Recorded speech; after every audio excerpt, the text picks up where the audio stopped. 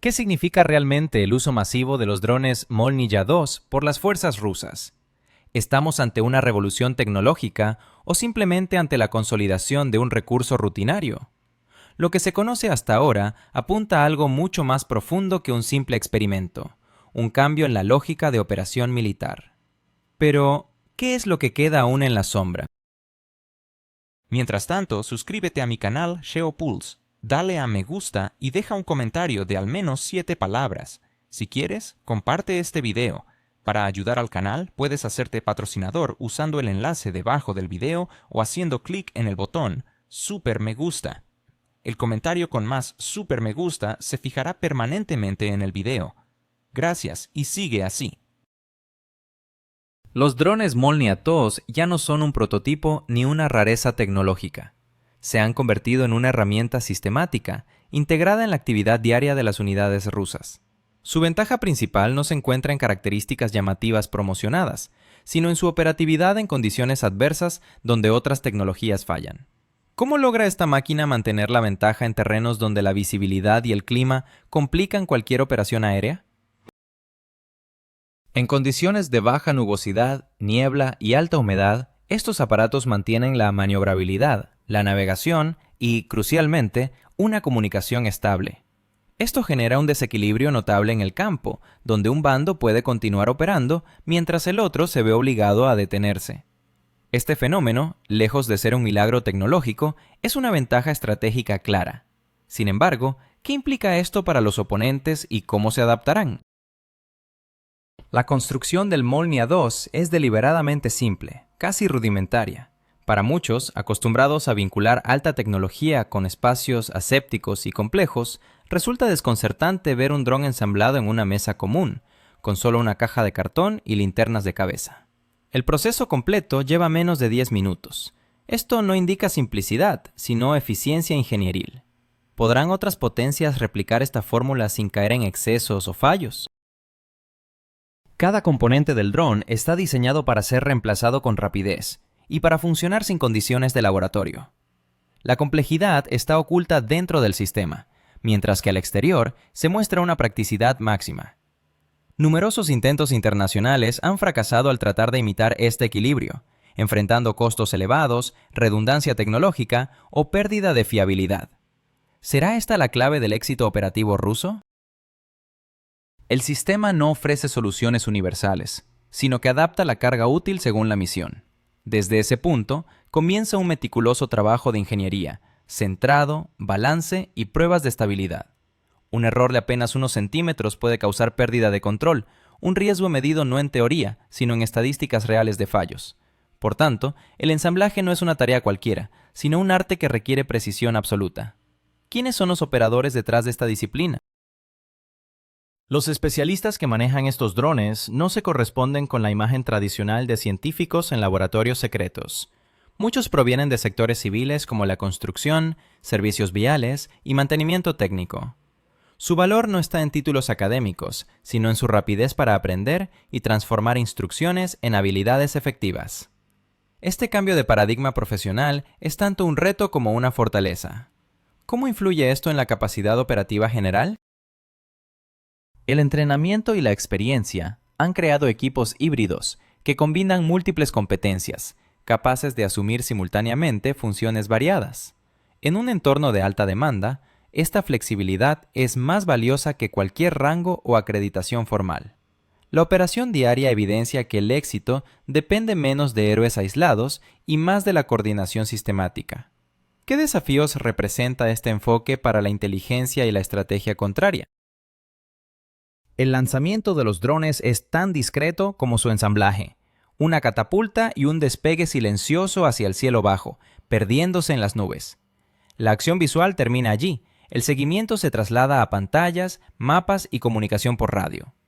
Las salidas desde múltiples puntos complican la defensa enemiga y reducen la dependencia de un solo lugar de lanzamiento. Este proceso exige disciplina y rigor en cada paso. ¿Será esta la verdadera innovación en la guerra moderna? La gestión del dron carece de espectáculo. Se prescinde de gafas especiales en favor de monitores fijos para preservar la resistencia del operador. Con decenas de vuelos diarios, la fatiga es un factor crítico. La interfaz está diseñada para minimizar el esfuerzo, con 2 pantallas y funciones repartidas entre piloto y navegante en constante comunicación. Más que una operación individual, parece un trabajo en equipo sincronizado. ¿Cuál será el impacto de esta forma de control en efectividad y la sostenibilidad operativa a largo plazo? Estos drones Molniya-To representan algo más que un avance tecnológico, un cambio en la forma de concebir la guerra y la logística militar. Su uso sistemático, la simplicidad de su montaje y la capacidad para operar en condiciones adversas abren nuevos interrogantes sobre la evolución del conflicto. La pregunta clave sigue siendo: ¿cómo responderán los adversarios a esta nueva realidad que combina tecnología, disciplina y adaptación? La respuesta aún está por verse. Suscríbete a GeoPulse para seguir recibiendo análisis detallados y actualizaciones al instante sobre este y otros temas críticos. ¿Cómo se mantiene la precisión en vuelos complejos sin margen de error? ¿Qué ocurre cuando la tecnología se enfrenta a condiciones imprevistas y adversas? ¿Qué papel juegan las decisiones humanas frente a la automatización en un escenario militar en evolución constante? La gestión de vuelos desde una perspectiva en primera persona es clave para reducir errores y mantener la concentración durante periodos extendidos, algo crucial en situaciones reales donde no se puede permitir la improvisación. El trazado del vuelo se calcula con antelación, pero la incertidumbre permanece. La navegación se ajusta en tiempo real considerando el terreno, el clima y la posible oposición enemiga. Con un tiempo promedio de aproximación de alrededor de 20 minutos, este intervalo se utiliza para realizar correcciones constantes en la trayectoria. Se detectan inmediatamente los intentos de interferencia electrónica, pero estos no llegan a ser un obstáculo insalvable.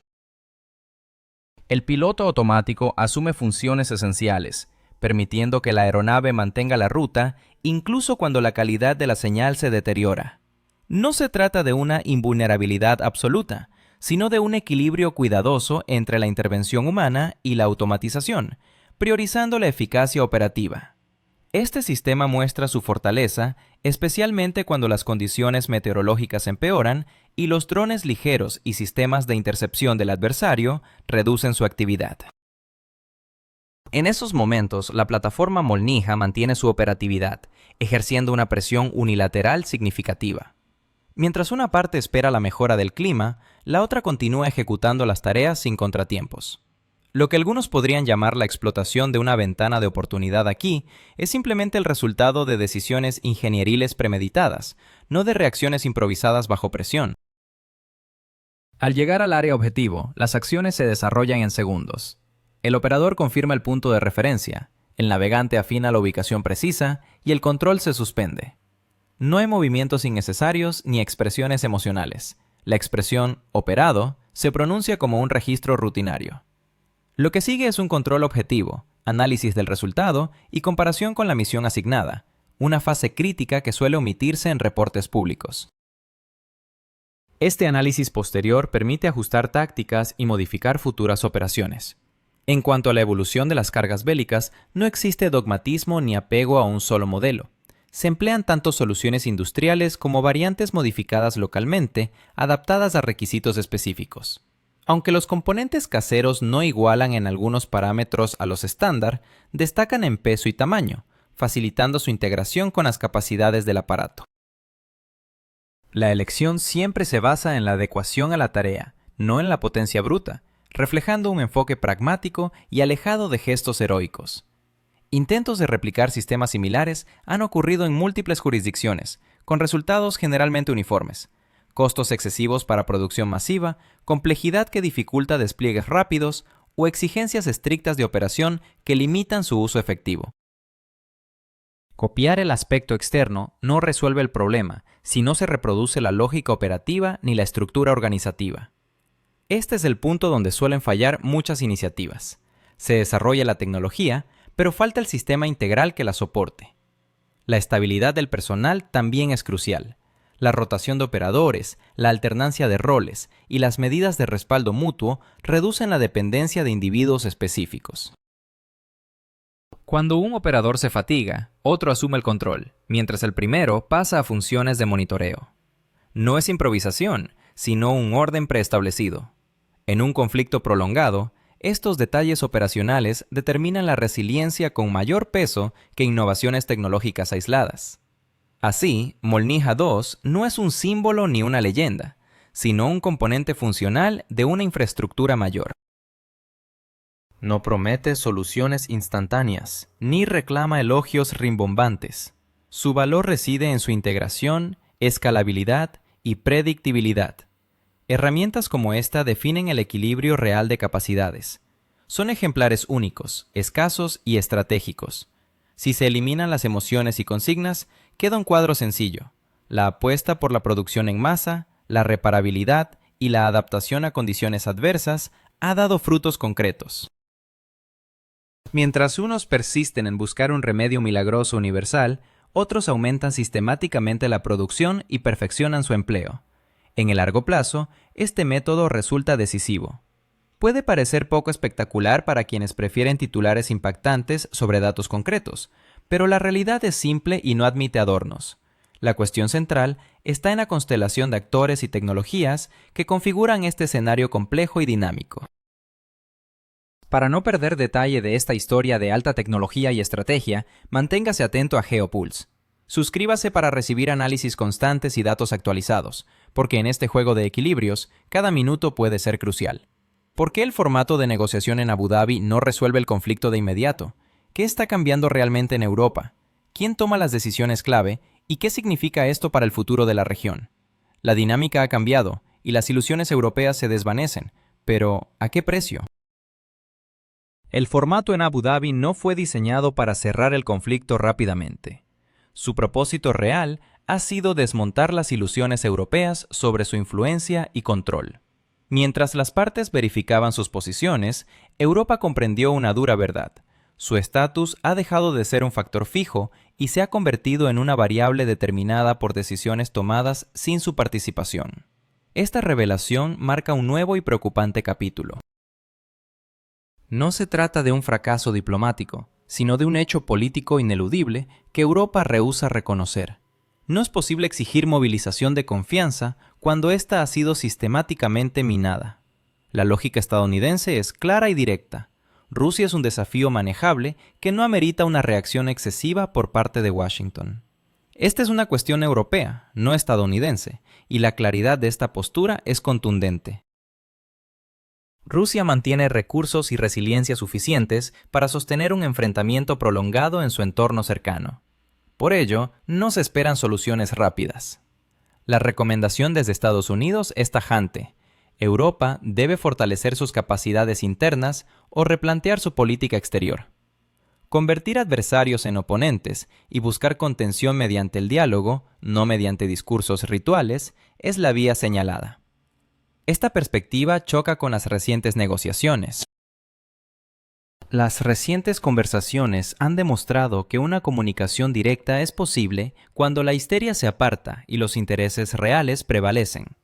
No es un oso mítico el interlocutor, sino un jugador estratégico que responde a señales concretas. La verdadera amenaza no reside en la fuerza, sino en el constante provocamiento sin una estrategia clara. Sin embargo, Europa ha optado por un ruido vacío, creyendo que la intensidad sustituye al contenido.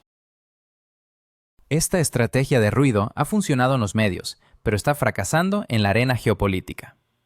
Analistas británicos han planteado una pregunta incómoda: ¿hasta qué punto los gobiernos europeos impulsaron a un conocido país a abandonar acuerdos hace años? Las expectativas fueron maximalistas, sin una estrategia clara de victoria y con la diplomacia vista como debilidad. El resultado es la ausencia de una estrategia para la paz. Reescribir las declaraciones no cambia la esencia del problema. Cuando la meta es absoluta y las herramientas son tabú, el resultado es previsible. La responsabilidad se diluye convenientemente, pero los hechos no perdonan. El enfoque estadounidense es más cínico, pero también más realista. El proyecto se lanzó, los recursos se entregaron y el impacto político se logró. Ahora la responsabilidad recae sobre los aliados europeos. En los documentos oficiales se habla de liderazgo europeo, pero en la práctica esto implica pasar la cuenta. Estados Unidos no oculta que la finalización del conflicto es principalmente una obligación europea. Aunque habrá apoyo, el control será limitado. Los grandes logros requieren concentración y distraerse con crisis ajenas no está en sus prioridades inmediatas. Esta realidad plantea un desafío mayor para Europa. Un problema grave es que las élites europeas han perdido la habilidad de definir objetivos finales claros. Se concentran en procesos, hojas de ruta y paquetes de medidas, pero evitan responder la pregunta esencial: ¿cómo debe acabar este enfrentamiento y qué resultado consideran aceptable? Esta indecisión genera caos en sus mensajes, contradicciones que no reflejan flexibilidad, sino vacío estratégico, disfrazado de complejidad. Cuando los políticos temen definir un punto final, quedan atrapados en un tránsito interminable, cómodo para la burocracia, pero destructivo desde una perspectiva histórica. Esta situación está ligada a la degradación del lenguaje de la política exterior europea. Se ha convertido en un conjunto de clichés repetidos sin conexión con la realidad, sin actualización, por miedo a reconocer errores anteriores, cuya admisión equivaldría a un suicidio político. Como resultado, la UNOE sigue hablando de valores sin explicar cómo estos se traducen en seguridad, estabilidad económica e influencia política. Cuando el lenguaje deja de describir la realidad, se convierte en ruido, y el ruido se vuelve la perfecta cortina para la falta de decisiones. Paralelamente, el mecanismo de responsabilidad colectiva se descompone.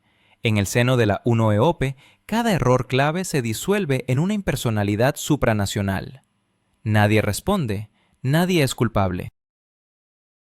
Esta ausencia de rendición de cuentas y claridad estratégica plantea una pregunta crítica para el futuro de Europa y el equilibrio global.